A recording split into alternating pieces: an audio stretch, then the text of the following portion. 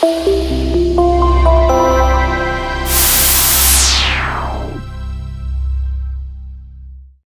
everybody, John Costigan back, and I have a real cool technique here called What Happens Next. Now, what I love about, and let me stop for a second. I know I keep going, what I love about this, what I love about that. Oh, here's a funny story. You're like, dude, is everything you love and everything's funny? I almost feel redundant, but maybe it's just my passion coming out. But I will tell you that if I was like on my deathbed and somebody said, what's the top 3 techniques that you think has probably won you more business than anything?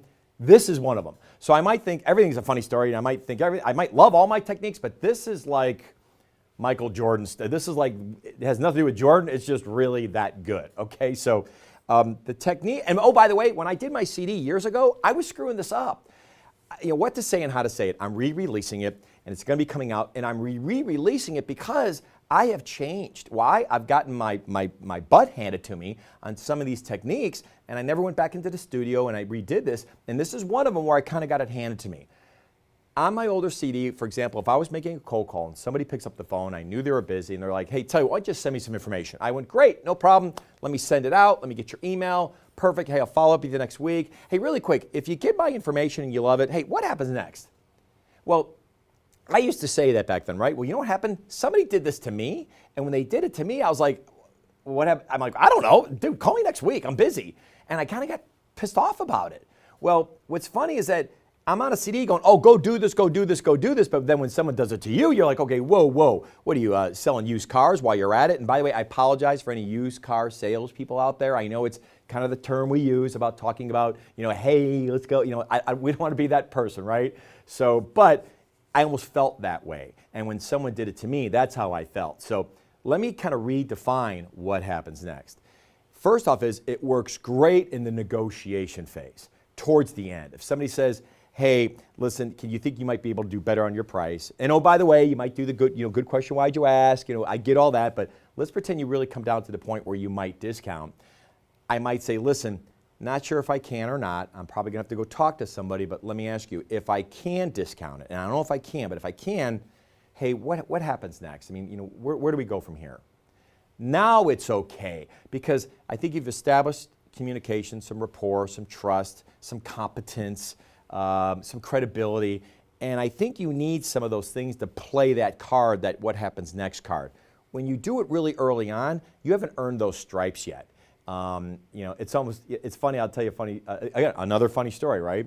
I'm in Philadelphia training one of the largest computer companies in the world, and I talked about this technique. Well, the gentleman, I'm going to keep this very professional, but the gentleman the next day came up to me, and it was a young man, very good-looking guy in Philadelphia, and he goes, hey, I tried your what happens next technique last night. I'm like, well, where? He goes, well, I went out with some friends of mine, and I saw a very pretty girl, and I went up and I approached her. I said, hi, how are you? Nice to meet you.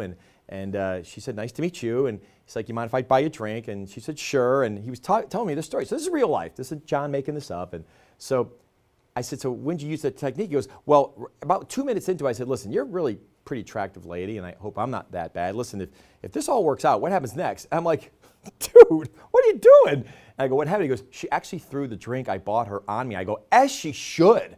I go, what are you, crazy? I go, it's not how it works, especially at that phase of the high list. I mean, you're kind of going, hi, how are you? Want to get married? I mean, you jump so fast into this. I go, and when I made the joke to him, he's like, oh no, I don't want to get married. I go, yeah, I know that, okay? But at the end of the day, your timing was so far off. And I'm not sure in a relationship if you've ever used that technique, right, when a relationship. But at the end of the day, I will tell you that there's certain times when you use it. It's great in the negotiation phase, number one.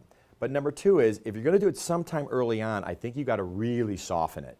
Definitely probably not on a first call, but maybe that second call that you have with the person, when you follow up at the brochure, maybe talk a little bit about what their challenges are, and then you say, hey, tell you what, Bob, listen, I know you have the information. I think our next step is I'll send out an email to you, maybe summarize our quick 10, 15-minute conversation because it's our second call.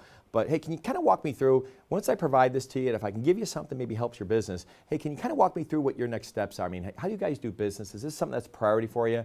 See, I kind of rounded out the edges as opposed to used car sales, Johnny. Hey, what happens next?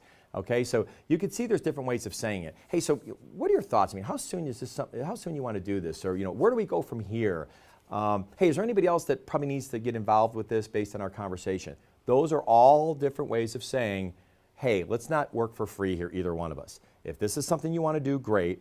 I am more than happy to jump into the water with you here, but do me a favor. Let me know what happens after we jump into the water. Where are we going? Now, of course, I'm paraphrasing. I don't say it that way, but you get the point. So anyway, it's a phenomenal technique. And yes, I told a funny story, and I said it's one of my favorite techniques, but this truly is a deathbed best technique I'd ever used. This is one of those best ones. So good selling. Hope it works for you. Hey everybody, John Costigan here. The toughest part to any sale is getting in the door, right? Tell you what, click on the URL below this video or go to costigantraining.com/free week. Take the first step of solving this huge problem of getting in the door. It's 5 days, 5 clips, less than 5 minutes. Click on the link. We'll see you in a few seconds.